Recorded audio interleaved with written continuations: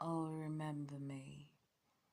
How untimid I was when I stood in front of the ocean, with violent waves that have learned to swallow the earth before crashing at my shore, bowing in reverence and shame at the beauty and magic of me. Do remember yourself. How at liberty you were with me, willing to embrace the things that frightened you before, admiring them one by one like they the kintsugi that shaped you into a shimmer, a glimmer, a light that holds life within its wake. Remember the days, how they stretched endlessly, bare naked on the flower fields and held by the sweet, sweet embrace of the fractured sunlight drifting on the waters before us, before our home that started to feel bodied as soon as we stepped in.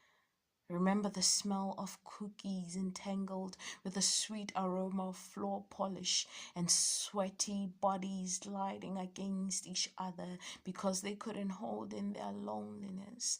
So an act so violent could ease the internal sobbing that frustrated their souls.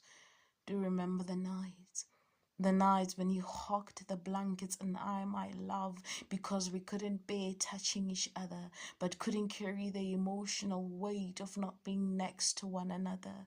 The nights when you sobbed into the blanket, hunched over the edge of the bed so that I can feel the space between us, knowing that you wanted to not want me to touch you, yet you coiled even more every second I did not reach for you. The nights where we couldn't tear ourselves off one another the way we wanted each other. How our hands found new places on each body to touch, and how our tongues were unhinged, possessed, psychotic, licking every crack and crevice, suckling every nape and navel, tasting every liquid and every inch of skin. The nights where we consumed nothing but each other until we couldn't move anymore, so we stayed paralyzed in each other's arms. Do you remember how you made me fall to give in, give out for you? Remember the remedy of my lips and your unspoken language, the taste of quiver and want hidden between the subtle cracks of your mouth, how open wide was a life lesson you applied to even mental growth and not just the widening of your hips, so I could flood your gaze, taken by the motion of your ocean because I mastered the art of diving without drowning, of eating without choking.